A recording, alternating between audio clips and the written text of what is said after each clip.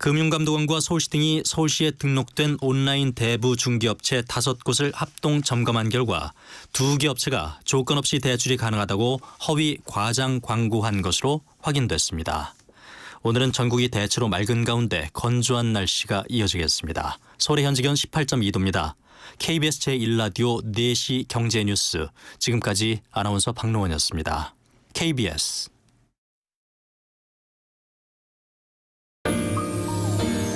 대한민국 중심 채널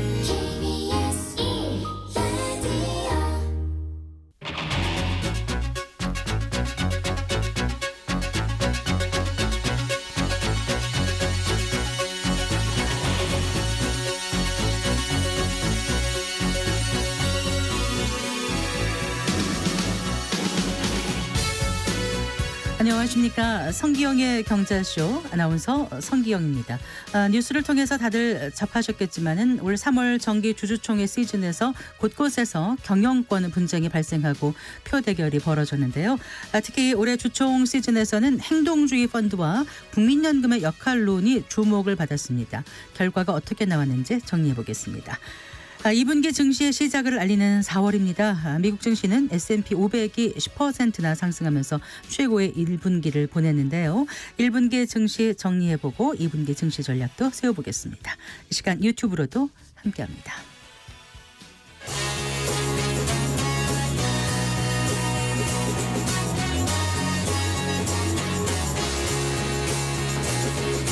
경제 시야를 넓혀드립니다. 투자의 지름길을 안내합니다. 돈 되는 정보를 발견하는 시간. KBS 1라디오 경제쇼.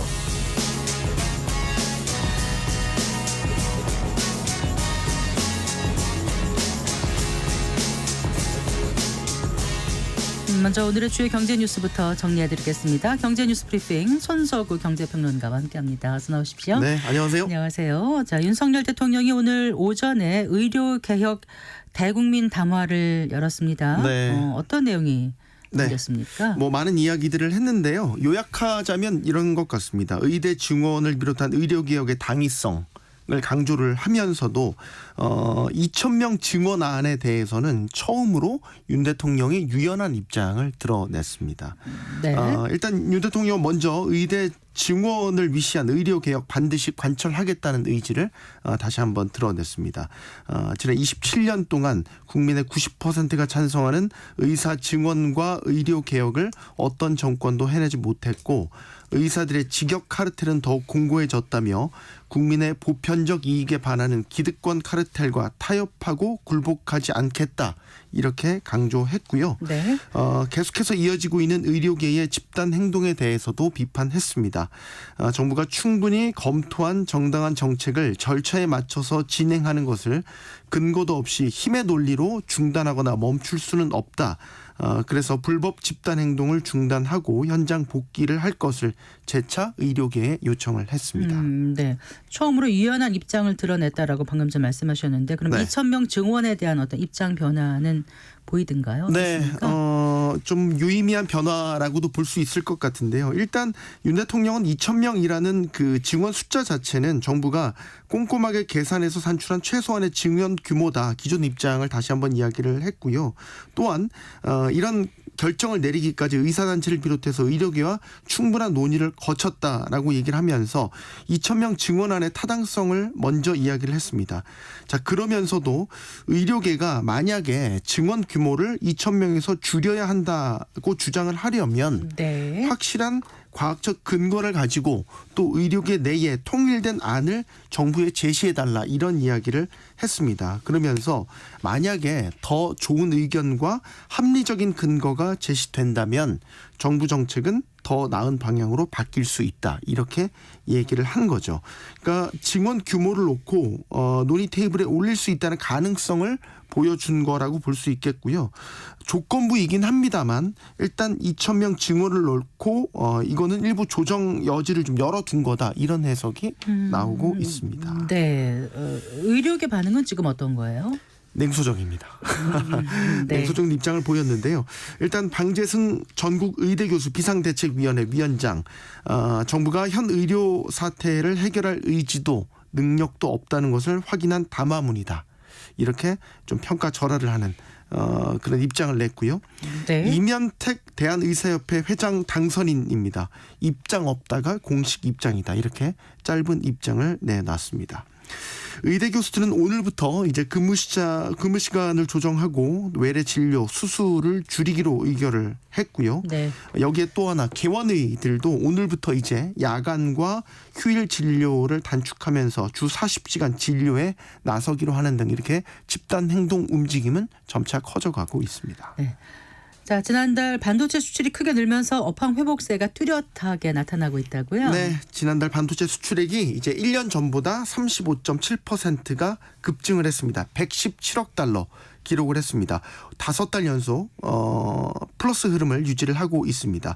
이 117억 달러 규모가 상당히 의미가 있습니다. 이게 21개월 만에 최대치거든요. 21개월 전이면 2022년 6월입니다. 당시에는 보면 여전히 코로나 팬데믹이 좀 진행이 돼서 사회적 거리두기가 시행이 되면서 네. IT 수요가 급증을 해서 반도체 수출이 많았던 시기였습니다. 그러니까 그 시기만큼 반도체 수출 상황이 개선됐다라는 뜻이죠. 네. 역대 월간 반도체 수출 최대 규모가요. 2022년 3월에 기록했던 132억 달러였습니다. 지난달 117억 달러였죠. 그러니까 반도체 수출이 어떻게 보면 역대 최고 수준으로 지금 빠르게 좀 회복되고 있는 그런 국면에 있음을 알 수 있습니다. 그렇군요. 네, 반도체 수출이 크게 이렇게 늘어난 덕에 지난달 전체 수출액은 565억 6천만 달러까지 1년 전보다 3% 이상 늘어나면서 역시 수출 플러스 행진 6개월 연속 이어갔습니다.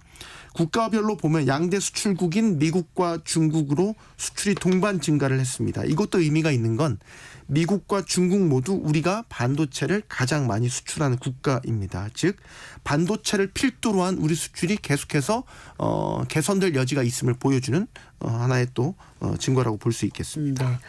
그 알리, 뭐 테무 같은 중국 쇼핑 플랫폼들이 국내 시장에서 빠르게 영향력을 확대해가고 있는데 네. 일단 그 소비자 대다수가 그 서비스나 품질에 불만을 가진 것으로 나타났다면서요? 네, 그렇습니다. 대한상공회의소가요. 지난달 15일부터 19일까지 최근 1년 내에 중국 온라인 쇼핑몰을 이용해서 구매 경험이 있는 성인 남녀 800명을 대상으로 조사를 한 결과가 나온 건데 여기에서 응답자의 80.9%가 이제 이용에 불만이 있거나 피해를 경험한 적이 있는 것으로 집계가 됐습니다. 네. 경험이 없다. 이런 난 불만도 없고 피해 경험도 없다. 이런 응답은 19.1%에 5분의 1 그쳤습니다. 정도. 네. 네. 그러면 세부 불만, 피해 사항으로 뭐가 있나 봤더니 배송 지연. 그러니까 늦게 배송이 되는 게 59.5%로 가장 많았고요. 다음으로는 낮은 품질. 이게 49.6%, 제품 불량 36.6%, 과대 광고 33.5%, AS 지연 또 배송 오류 등의 순이었습니다. 소비자의 56.4%는요. 불만이나 피해 사항이 있을 경우에는 온라인 쇼핑 플랫폼에 해결 요청을 하는 것으로 조사가 됐는데 국내 소비자 보호기관 등의 상담을 요청한다는 응답은 7.9%에 그쳤습니다. 그러니까 우리가 갖고 있는 공공기관의 보호대책 이 실효성이 상당히 낮다라는 걸 알 수 있고요. 네. 특이한 거는요. 피해가 발생을 해도 별다른 대응을 하지 않는다는 응답 비율이요. 39.9%, 40%에 육박했습니다. 구매 가격이 워낙 싸서 그랬을까요? 맞습니다. 그래요? 네. 네. 그러니까 별다른 대처를 하지 않은 이유를 보니까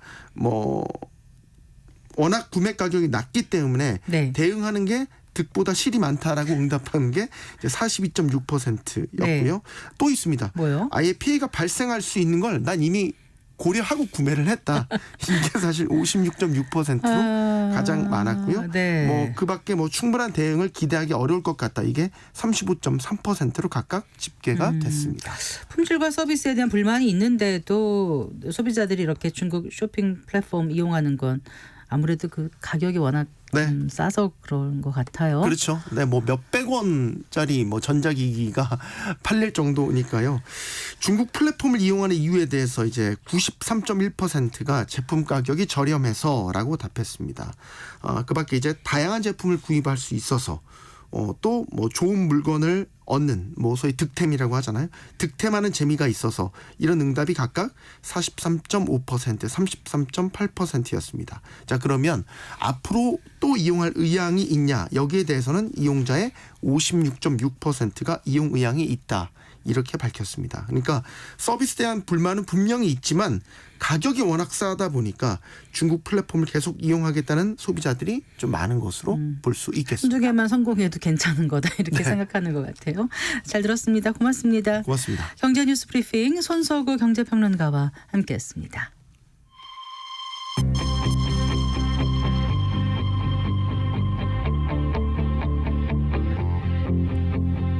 경제 전문가의 원포인트 레슨. 꼭 알아야 할 정보와 이슈를 알기 쉽게 풀어드립니다. 대한민국 경제 고수와 함께 투자의 맥을 짚는 KBS 일라디오 경제쇼. 진행의 성기영 아나운서입니다.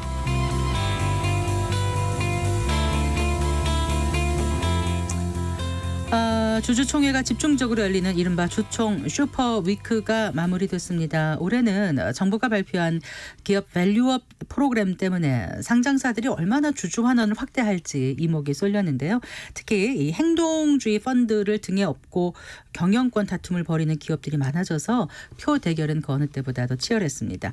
박주근 리더스 인덱스 대표와 함께 이번 주총 시즌 결산 함께 해보겠습니다.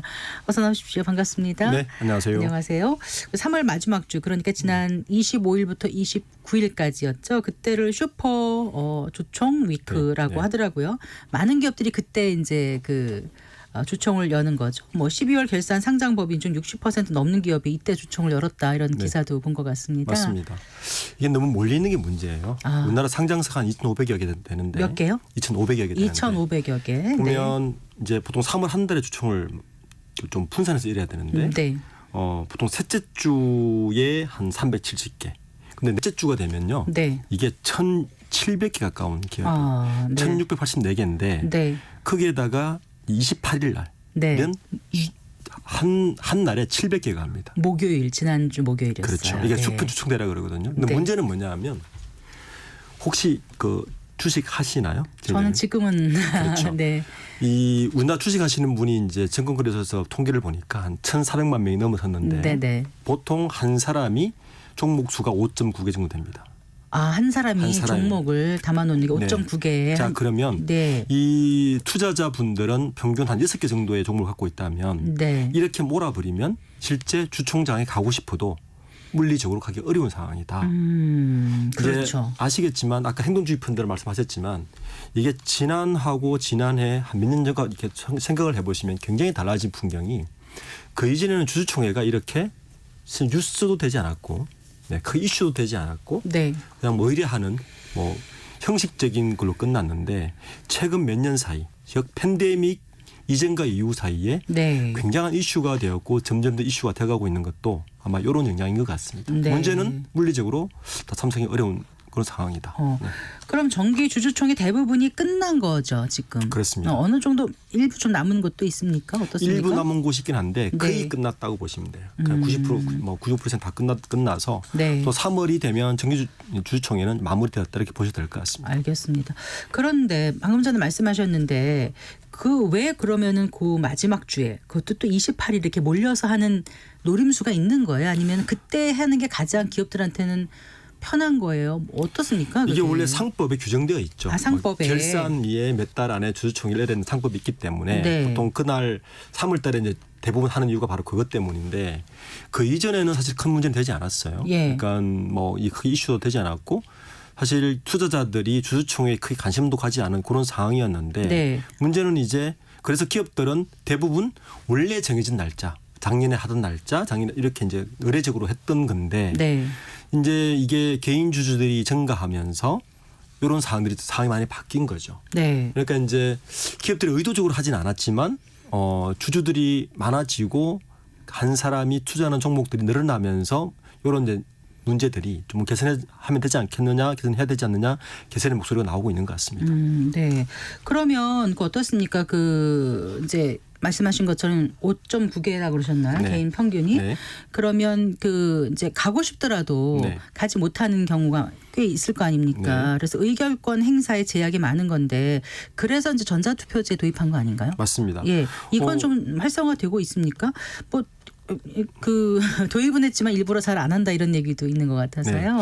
이 전자투표 도입된 건 꽤 됐는데 예. 실제로 도입되고 몇 년이 지났지만 10년이 넘었거든요. 아, 실제 전자투표 행사율이 11%밖에 안 돼요. 아, 그 네, 이유는 행사율이. 네. 근데 그 이유가 있습니다. 왜요? 이게 이제 기업들이 주주총 전에 사실은 정보를 미리 보내줘야 되잖아요. 네, 지금 뭐 2주 전에 보내주고 있는데 네, 정보의 공개가 늦다는 이유. 네. 그리고 이제 사실은 최소한 4주는 전에는 보내줘야 네, 주주들이 더 관심을 가지고 그에 대한 뭐 찬반 의견도 이렇게 해야 되는데 미국 같은 경우는 최소 주총 전에 3주 전에는 보내주거든요. 주총 개최 3주 전에 네, 소집을 통치할 것을 맞습니다. 명시하고 있죠. 네, 영국도 마찬가지고. 근데 우리는 상법이 2주예요. 2주 최소 2주 전에. 예. 그래서 네. 이 투자자들이 충분히 고려하거나 정보를 받을 시간이 물리적으로 굉장히 적다. 그러다 보니 관심도 떨어지고 전자투표라는 제도를 만들었지만 참여율이 여전히 낮고 있다. 이렇게 네. 볼 것 같습니다. 알겠습니다. 자, 그럼 이제 본격적으로 그 주주총회 내용을 좀 들여다 볼까요? 이번 주총에 이제 여러 가지 이슈가 많았지 않습니까? 네. 말씀하신 것처럼 가장 이목을 끌었던 건 올해 그 행동주의 펀드가 아니었나 싶어요. 어떤 특징이 있었는지 조금 더 정리를 해주신다면은요. 네, 행동주의 펀드가 올해도 사실 작년에는 행동주의 펀드가 굉장히 시끄러웠지만 잣잔 속의 태풍이라고 사실은 결론을 냈었거든요. 네. 올해는 그보다는 조금 더 진보된 것 같아요. 한 절반의 성공 이렇게 네. 지금 평가를 하고 있습니다. 네. 올해는 특히나 이제 정부에서 2월 달부터 기업 밸류업 프로그램이라는 것을 꺼내 들면서 네. 사실은 전체적인 환경이 행동주의 펀드가 활동하기에 훨씬 좋은 환경이 된 건 사실입니다. 네, 네. 예. 거기에다 아까 말씀드렸지만 팬데믹 전에 그 투자자들이 한 600만 명에서 네. 한 1,400만 명으로 한 3배까지 늘었단 말이에요. 네. 근데 그 늘어난 투자자의 대부분이 MZ 세대예요. 그러니까 훨씬 더 자기의 의견을 적극적이고 공격적으로 표출하는 세대가 이제 이 시장에 들어온 거죠. 네. 그런 환경에서 이들의 요구 사항을 행동주의 펀드가 충분히 활용을 했죠. 네. 네, 그래서 어느 정도 늘어난 환경에다가 이번에는 정부에서까지 행동주의 펀드에 좀 편성하는 것 같은 기업 밸류 프로그램까지 돌리니 네. 훨씬 더 이게 행동주의 펀드가 올해는 굉장히 달라지지 않을까라고 예상은 했는데 네. 실제 주총을 마무리하고 보니까 뭐 전체적으로 보면 한 절반의 성공 정도로 요약할 수 있을 것 같고 그렇지만 한 가지 분명한 것은 행동주의 펀드의 이런 그 활동이나 주장들은 앞으로 훨씬 더 강화될 것이라는 건 시장에서 분명히 인지하고 있는 것 같습니다. 그렇군요. 네. 뭔가 이제 큰 트렌드는 좀 변하고 있다 네. 이런 생각이 들어요. 그런데 행동주의 펀드 이슈와 관련해서 어떤 기업들이 그럼 이번에 주목을 받았는지 하나씩 좀 살펴볼까요? 네. 우선 3월 첫째 주에 삼성물산이 제일 먼저 이슈가 됐었죠. 네. 삼성물산에서 행동주의 펀드 요구했던 거는 삼성물산에서 좀 선제적으로 네. 주식을 소각하고 배당을 높이려고 했는데 훨씬 더 많은 걸 요구했습니다. 누가요? 행동주의 펀드에서 네, 네. 예. 소각량도 2배. 원래 삼성물산에서 제안했던 것보다 그리고 배당도 2배 이상. 네. 이렇게 했는데 요 삼성물산도 결국에는 행동주의 펀드가 패배를 했는데 이유는 네. 국민연금에서 삼성물산 손을 들어줬기 때문입니다. 아, 그러니까 이제 시티 오브 런던 4개사의 그 맞습니다. 펀드가 예. 이제 행동주의 그 주주연대 결성해가지고 네. 당초 안보다 2배 넘게 요구를 했는데 네. 국민연금에서 한 7% 넘게 갖고 맞습니다. 있죠. 네. 네. 그래서 반대를 했고 이게 이제 실제로 그래서 행동주의 펀드가 패배를 했는데 실제 네.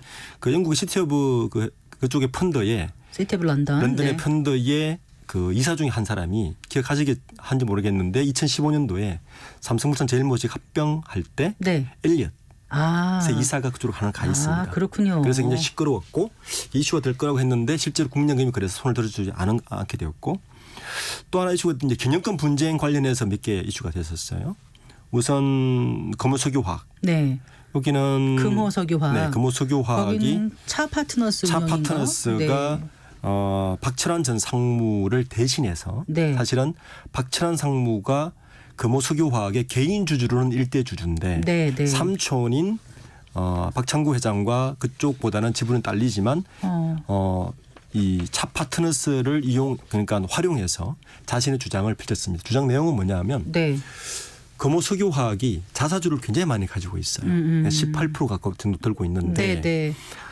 자사주를 전량 소각해라. 100%? 맞습니다. 네. 그 이유는 뭐냐하면 박찬원 전 상무가 이 금호석유화학 그 작년에도 경영권 분쟁을 벌였는데 패배했거든요. 네. 그러니까 이제 경영권 분쟁을 벌이기보다는 좀 엑시트하고 싶다는 거예요. 그러면 전량 소각하면 주가가 오르니까 네. 소각했는데 네. 이것도 금호석유화학 쪽에서 네. 선제적으로 50% 소각할 것을 미리 터뜨려 버린 거예요. 아, 그렇군요. 네, 그래서 이제 사실은 큰 싸움 없이 이제 진 싸움이 됐고 네. 또 하나 이제 그 이슈가 됐던 거는 KTNG였습니다. 네, 네. KTNG는 근래 있었던 게 뭐냐면은 백복인 전 사장이 그 9년간 3번 연임을 했어요. 백복인 네, 사장. 전 사장입니다. 네, 전 사장. 네. 네. 그러면서 그 이번에 또 연임하려다가 사실은 중도가 됐고 네. 이번에 이제 그 부사장 중에 한 분 수석 부사장이 방경민. 네, 네. 사장이 이제 대표이사 스님을 앉혔는데 네. KTNG 대주주는 기업은행입니다. 아, 네. 국민연금이 2대 주주예요. 네. 근데 여기에 FCP라는 행동주의 펀드가 한 1% 정도를 지분을 들고 네. 일단 주장을 하기 시작했어요. 내용은 뭐냐면 신규 선임된 방 사장에 대한 선임을 거부한다. 왜? 예.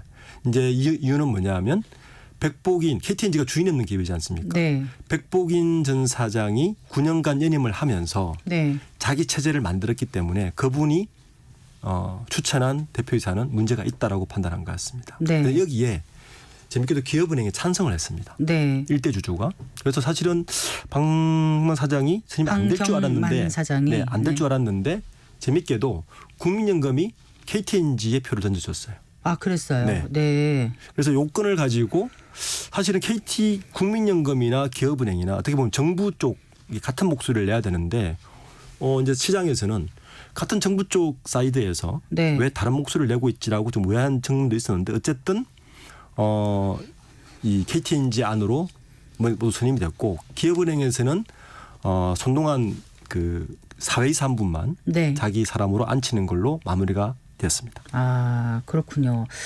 자, 그러니까 이제 행동주의 펀드가 뜻을 이루지 못한 지금 케이스들을 얘기해 주신 네. 거고 반대로 행동주의 펀드가 성과를 이룬 주주총회는 또 어떤 게 있었나요? 대표적으로 얼라인 파트너스라는 행동주의 펀드가 있었죠. 요 행동주의 펀드는 지금 국내 행동주의 펀드 중에 알려진 이름이 KCGI 하고 얼라인 파트너스인데 얼라인 파트너스는 지난해에 삼성물 SM 엔터테인먼트 네. 경영권 분쟁에 뛰어든 행동주의 펀드죠. 네. 이번에 어디를 공격하냐면은 얼라인 파트너스가 JB 금융 주주를 공격했어요. JB 금융. 네. 네.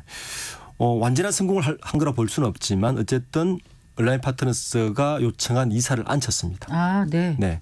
그래서 이번 요 JB 금융 주주를 보고 앞으로 행동주의 펀드가 요구하는 사안들이 네. 조금 더 힘을 받지 않겠느냐라고 지금 시장에서는 지금 계속 보고 있는 것 같습니다.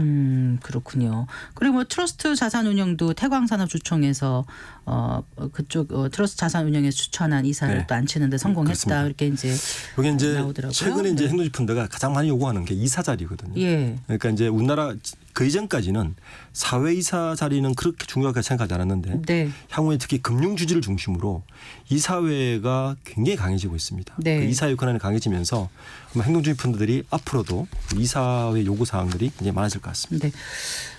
이제 그 올해 주주총회에서 행동주의 펀드의 역할이 큰 관심사였는데 이제 밸리업 열기에도 불구하고 네. 삼성물산하고 금호석유화학 같은 경우도 그렇고 기대만큼의 성과는 내지 못한 것 같습니다. 네. 원인이 뭐라고 보세요? 방금 말씀드렸지만 행동주의 펀드들이 활동하기를 훨씬 좋은 환경으로 바뀌긴 분명합니다. 네네. 근데 문제가 뭐냐면 첫 번째 문제는 먹튀가 아닌가라는 지금 시장에서 아직까지 보는 그런 게 있어요. 생각이 있죠. 예, 네. 왜냐하면 KCGI가 한진칼 들어갈 때도 마찬가지였고 네, 네.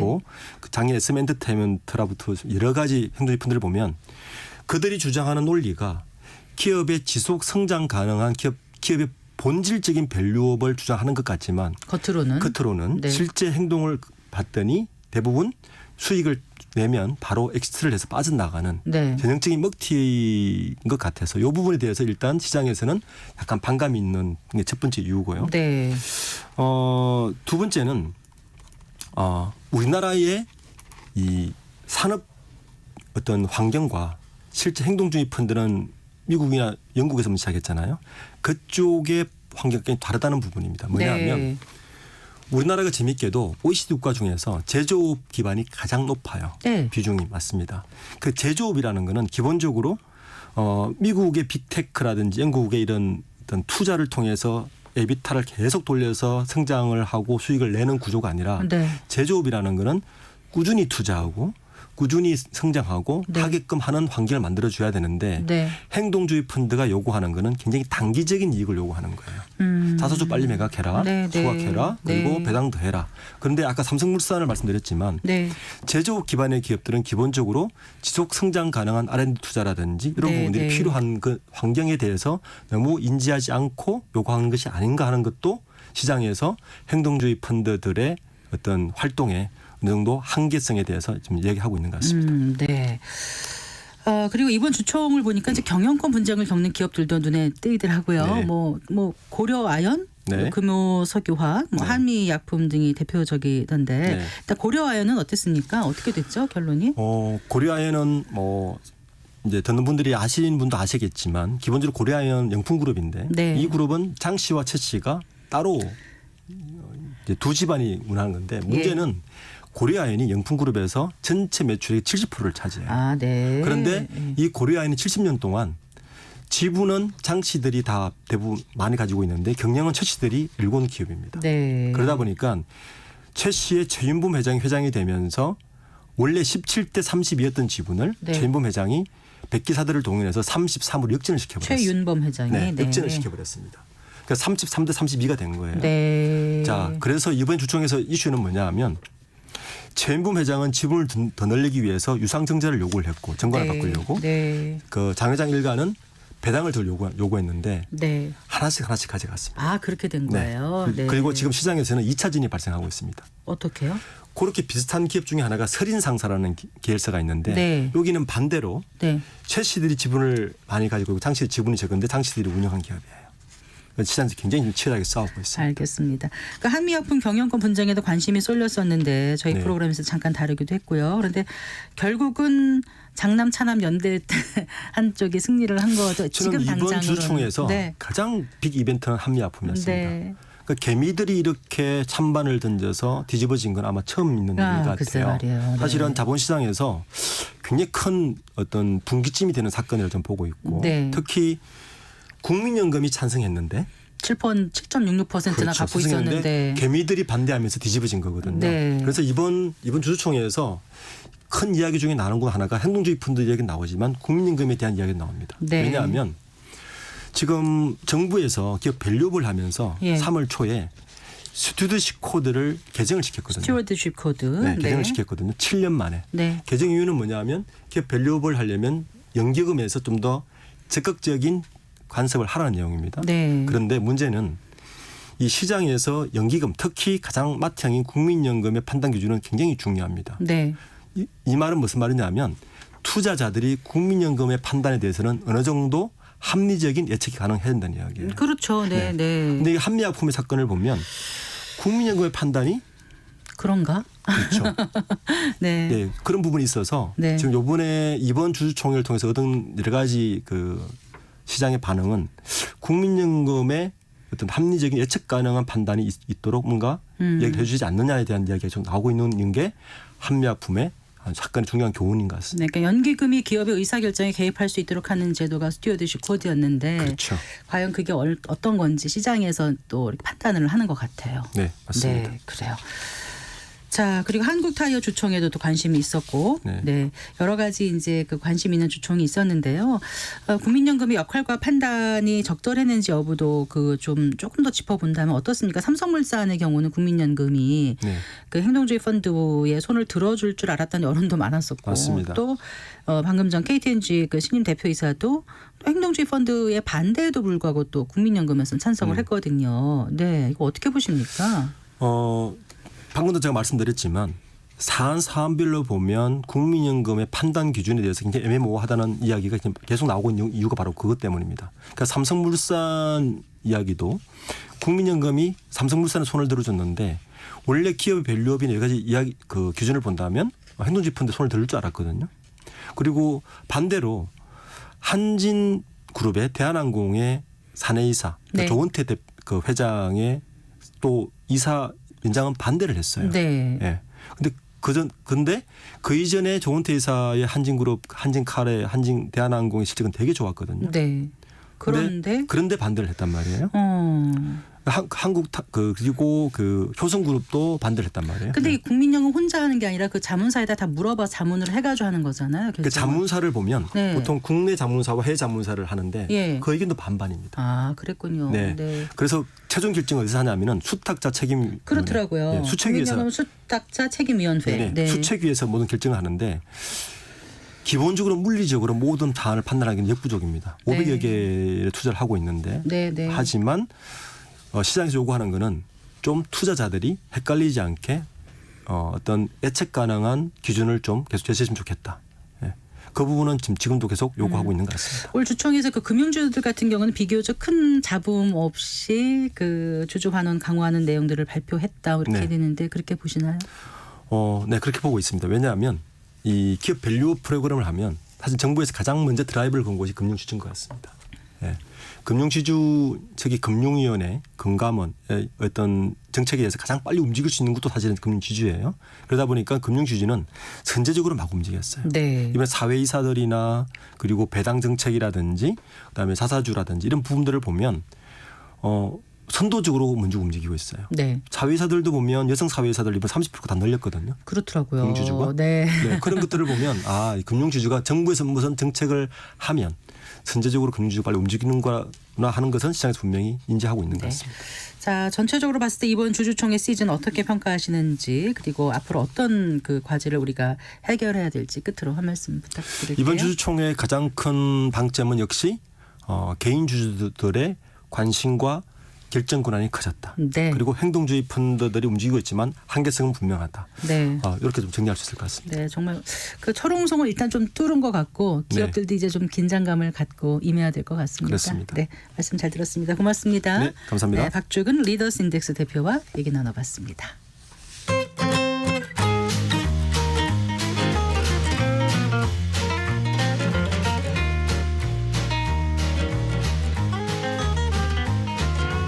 경제 맛집 투자 핫플. 지금은 돈 벌기 딱 좋은 시간. KBS 1라디오 경제쇼.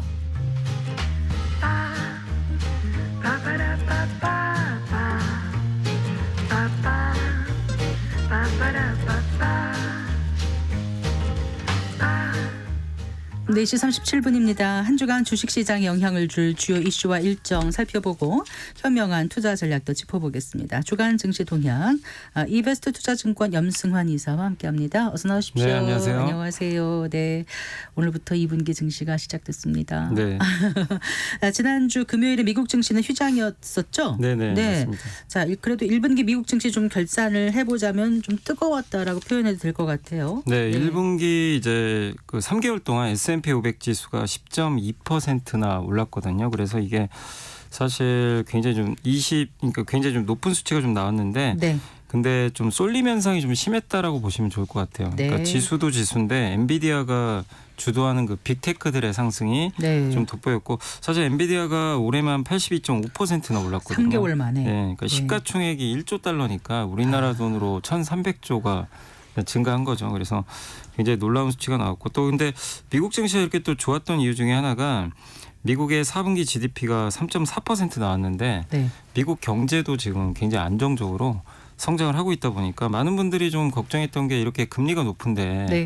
미국 경기가 좀 불어지는 거 아닌가 이 네. 우려를 했는데 나오는 수치들은 너무 좋은 거죠. 시장 또 예상치가 3.2인가 그랬는데 3.4로 발표됐군요. 그 예상이 3.2였는데 네. 그래서 상당히 좀 좋았고 또 소비자 심리 지수도 21년 7월 이후로 또 최대치가 나오면서 네. 미국은 한마디로 경기는 좋고 물가는 안정화되고 기업들의 또 이익도 좋고 그러니까 뭐 독주하는 게 좀 어떻게 보면 맞는 것 같은데 다만 이제 그 온기가 너무 좀 큰 종목으로 좀 쏠렸거든요. 네, 네. 근데 약간 좀 달랐던 점 뭐냐면 그 1분기 좀 말로 갈수록 엔비디아가 조금 약간 이제 조정을 좀 받는 모습은 나왔어요. 네. 그 상황에서 러셀 2000이라고요. 이제 네.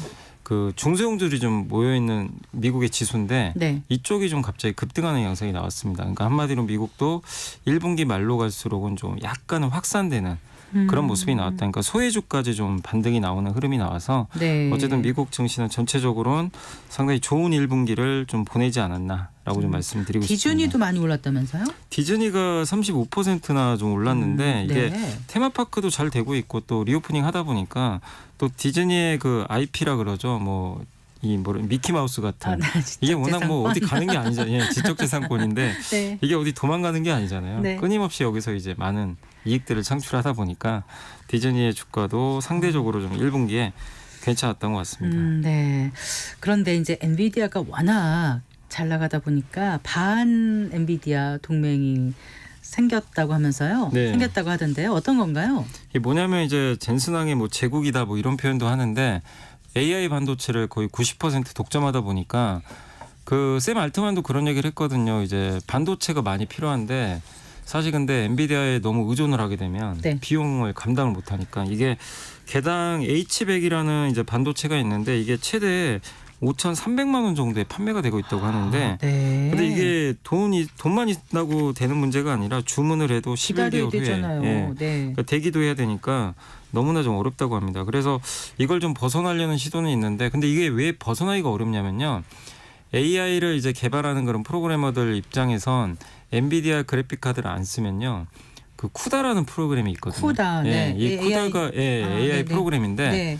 이거를 써야만 또 AI를 만들 수가 있는데 이 프로그램을 쓰려면 엔비디아 GPU를 또 같이 써야 돼요.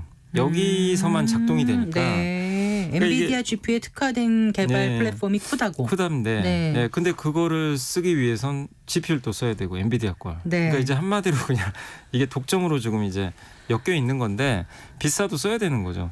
그래서 근데 이제 다른 회사들이 이걸 섣불리 쿠다를 또 대체하기가 어렵다 보니까 네.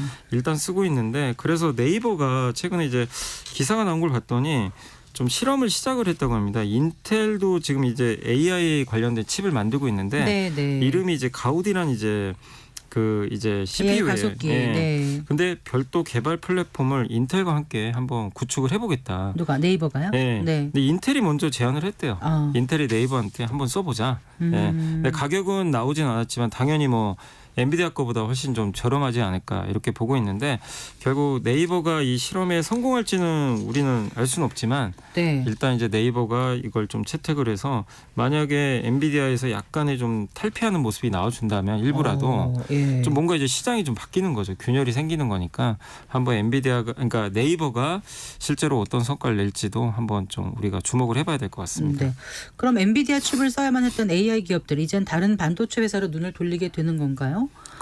근데 지금 당장은 아닌데 어렵겠죠. 근데 언젠가는 돌릴 수밖에 없는 게요. 지금은 이제 AI가 학습이라 그러죠. 모든 데이터를 지금 쌓아가지고 빨리빨리 학습해야 되니까 고성능 그 데이터 이제 AI가 필요한데 네. 이걸 가지고 이제 문제풀이에 들어가야 돼요. 이제 뭐 예를 들면 우린 뭐 1 더하기 1은 2인 거 다 알잖아요. 근데 AI가 그걸 이제 데이터를 쌓은 다음에 푸는 걸 우리가 보통 이제 추론이라고 하는데 네, 네. 추론용 칩은 그렇게까지 막 고사양 칩이 필요한 건 아니거든요. 네. 또 각각의 회사마다 다 필요한 게 다르다 보니까 아. 맞춤형으로 가야 됩니다. 아. 그래서 그걸 이제 인공지능에 특화된 반도체를 NPU라 그래요. 네. 근데 GPU는 사실은 인공지능에 특화된 칩은 아니고 네.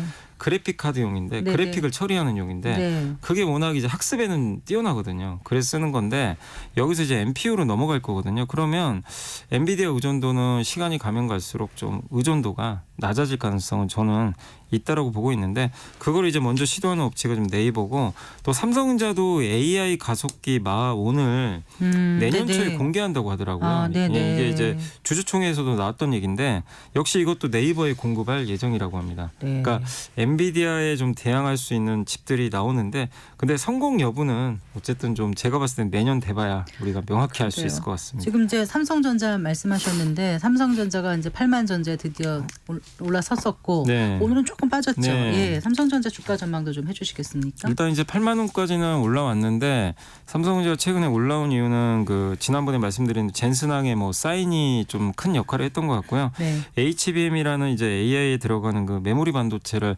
사실상 하이닉스가 독주를 했는데 일단은 이제 올해 연말이나 내년에는 삼성전자도 공급이 될 걸로 일단 보여지고 있고 또 그것뿐만이 아니라 지금 최근에 오늘 보니까 중국의 제조업 지표라든가 네. 이런 경제 지표들이 좀 최근에 잘 나오고 있더라고요. 그러니까 중국 경기가 살아난다는 건 기본적인 반도체 수요가 또 살아난다는 얘기죠. AI를 제외한. 네. 근데 삼성전자는 또 그쪽 비중이 높거든요. 뭐 스마트폰, 뭐 PC라든가 이런 쪽 비중이 높은 편인데 삼성이 어쨌든 이런 그 이제 전통 반도체죠. 이쪽 수요가 늘어나게 되면 삼성 입장에서는 또 당연히 실적이 좋아질 수밖에 없고 실제로 이번 1분기 실적 발표를 아마 제가 알기로 이번 주 금요일에 할 것 같은데 5.5조 원 이상 아마 1분기에 영업이익이 나올 것 같아요. 네. 그래서 이익도 이제 본격적으로 턴어라운드를 하니까 삼성전자 주가 8만 원 왔지만 네. 이게 뭐 끝이라기보다는 좀 이제 가는 이제 많은 분들이 사실 9만 전자 지금 원하시잖아요. 그래서 저도 이제 9만 9만 전자 가면 또 10만 전자 원하고. 가기를 좀 원하는데 가는 행로에 좀 약간의 중간 좀 기착지로 좀 8만 원에 좀 걸쳐 있는 게 아닌가 네. 그렇게 생각을 하고 시총 1위 있습니다. 삼성은 오늘 빠졌는데 삼성전자 빠졌는데 네. SK하이닉스하고 LG에너지솔루션은 또 올랐더라고요. 예, 그래서 네. 이게 순환매가 좀 활발한데, 근데 우리나라의 대표 기업들이잖아요. 이 기업들의 실적 전망도 뭐 나아지고 있고, 그리고 오늘 사실 국내 증시가 좀 약간 정체 보였지만, 네. 한국 증시의 오늘 특징 중에 하나가 못 올랐던 기업들이 다 급등을 했어요. 아, 그런가요? 대표적인 게 중국 소비죠. 뭐 예를 들면 화장품 회사들 있잖아요. 네. 면세점, 네. 또 친환경주들 있죠. 뭐 풍력 아. 이런 쪽들이 사실 그동안 너무 못 갔는데. 오늘은 좀 확산이 되고 있습니다. 그래서 한국 증시도 어쨌든 이 봄 기운이 너무 그냥 한쪽에 집중돼 있었거든요. AI만. 근데 그게 좀 온기가 퍼지고 있다. 이렇게 보시면 좋을 것 같습니다. 네. 자, 그 미국의 이제 그 PC 물가 지표 발표가 있었고요. 또 파월 의장의 연설도 있었잖아요. 그 내용 잠깐 좀 짚어볼까요? 네, 일단 이제 시장 전망하는데 도움이 네. 될 것 같아서요. 네. 미국의 이제 물가지수가 두 개 있는데 우리가 그냥 CPI라는 일반적인 물가지수가 있고 그다음에 이제 PC 개인 소비 지출 물가지수인데 네. 약간 이제 구성하는 항목이 좀 다른데 개인 소비 지출 그러니까 PC 물가지표가 조금 더 광범위하게 다룬다. 네. 그래서 연준에서는 이걸 더 중요하게 생각하는데 이 중에서 그 에너지 가격이나 식품 가격 같이 좀 너무 변동성이 큰 걸 뺀 걸 우리가 근원 PC 물가라고 하거든요. 네, 네. 이게 2.8%가 나왔습니다. 그래서 시장이 예상한 거에 그대로 부합을 했고 네. 근데 이게 긍정적이었던 건 1월 달에 2.9였어요. 그러니까 좀 낮아지고 있는 거죠, 실제로. 네. 그래서 계속 연준이 가장 중요하게 생각하는 이 근원 PC 물가가 점진적으로 낮아지고 있다. 네. 그래서 파월 의장이 뭐라고 했냐면 이거 이제 발표되고 나서 무언가 우리가 예상한 거랑 비슷한 결과가 나오는 건 상당히 좋은 일이다. 그러니까 굉장히 좀 긍정적으로 이제 본인이 좀 생각했던 네. 지표가 나와서 좀 약간 그렇게 언급을 했던 것 같은데 최근에 1, 2월 달에 물가가 좀 미국 물가가 좀 높게 나왔었거든요. 실제. 네. 그래서 이게 금리 인하 3번 하는 거 2번으로 낮추는 거 아닌가 이런 좀 우려가 있었고 얼마 전에 연준의 좀 매파 중에 가장 이제 유명한 분이 금리를 좀 내리는 거에 좀 반대하는 분이죠. 윌러 연준 의사가 네. 올해 단 한 차례도 금리 인하 안 할 수도 있다고 언급을 했거든요. 언제 그랬었죠? 그 지난주였죠, 사실. 아, 그랬나요? 네. 근데 이제 증시가 반응은 없었는데 그 이유가 1, 2월에 물가가 높게 나왔어요. 네. 그러니까 물가 이렇게 높은데 금리 다시 한번 생각해봐야 된다. 좀 세게 나간 거죠.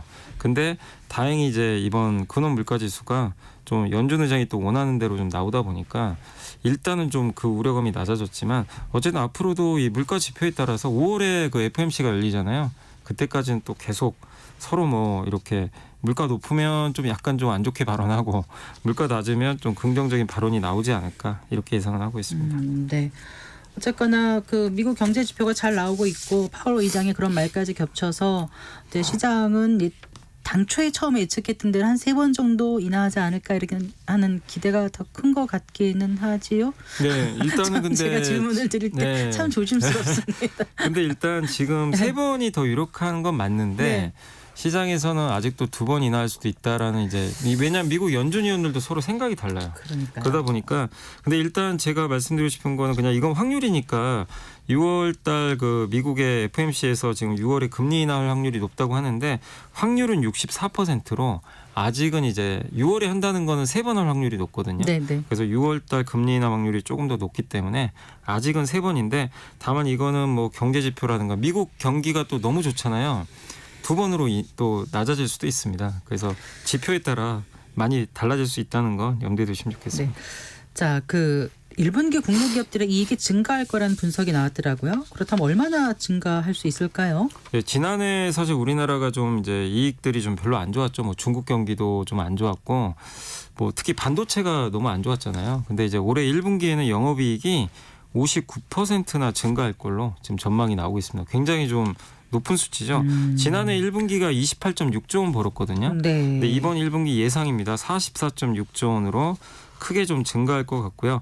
그 이유가 뭐냐면 반도체 때문이에요. 네, 네. 하이닉스가 작년 이맘때 3.4조 원을 까먹었어요. 아, 적자를 봤는데, 적자, 네. 예, 근데 올해는 1.3조 원 흑자 볼 것 같고 네. 삼성전자가 무려 674% 이익이 증가할 걸로. 영업이익이요? 예. 네. 그 한미반도체란 기업은 1173%입니다. 아. 그러니까 이제 물론 이제 작년이 워낙 낮았기 때문에 네, 네. 이 퍼센테이지는 높겠지만 결국 반도체가 이끌고 여기에 조선주들이 좀 적자했는데 1분기에 흑자 날 것 같아요. 잠깐 한미반도체 말씀하신 게 지금 몇 퍼센트 올랐다고요?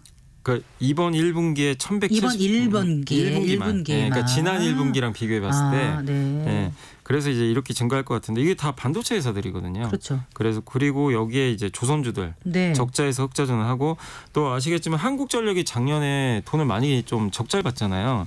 작년 1분기 마이너스 6조였는데 이번 1분기 2.4조 원. 2조 4천 예, 그러니까 원 넘게. 흑자 네. 전환할 것 같습니다. 그러니까 이런 기업들이 다 안 좋았다가 올해 1분기에 좋아지니까 이런 것들이 이제 반영하면서 1분기 실적 좋고 또 아까 말씀드린 그 화장품 회사들도 1분기 실적이 좀 상당히 좀 좋을 것 같아서 네. 우리나라 전체적으로는 이런 업종들이 1분기를 좀 이끌면서 이익 증가가 좀 예상이 된다라는 평가가 있으니까 참고하시면 좋겠습니다. 네. 한전은 왜 그 실적이 좋아진 거예요? 일단 이제 지난해 그래도 한번 하반기에 그 전기요금 한번 또 올렸잖아요. 올린 것도 있고 네. 무엇보다 이제 원자재 가격이 좀 낮아졌어요. 특히 LNG 가격 있죠. 천연가스 가격이 좀 떨어진 게 네. 일단 좀 그 원인으로 작용을 하고 있는 것 네. 같습니다. 그러니까 자, 지난 3개월 동안 이제 주식으로 좀 좋으신 분도 있고 아직까지 힘든 분들도 꽤 계실 텐데 이제부터 또 앞으로 잘 나가야 되지 않겠습니까? 네네네. 4월에 투자 전략은 어떻게 가져가면 좋을까요? 이제 오늘 증시가 보여준 것 같아요. 그러니까 좀 못 오른 기업 갖고 계신 분들 되게 많거든요. 그러니까 뭐 AI 안 갖고 계시거나 반도체 안 갖고 계시면 답답했는데 네. 오늘은 못 오른 기업들도 다 올라갔어요. 그러니까 한마디로 확산되는 거예요. 그래서 4월은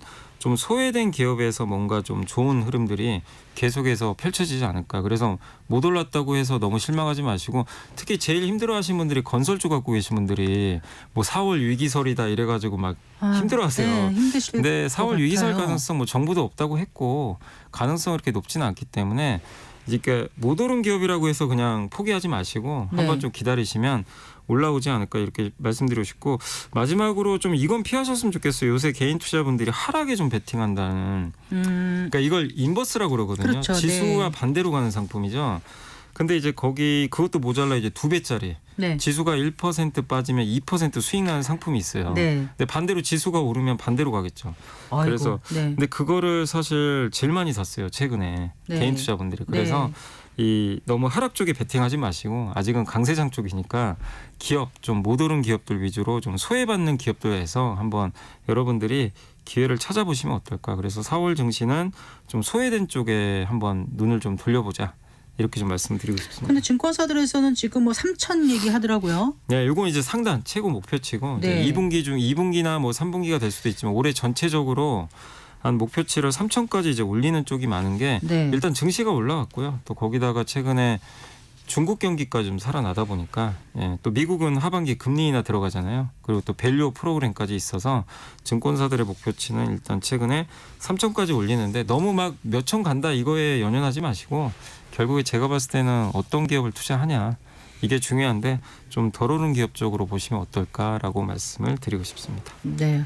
덜 오른 걸 어떻게 찾아요?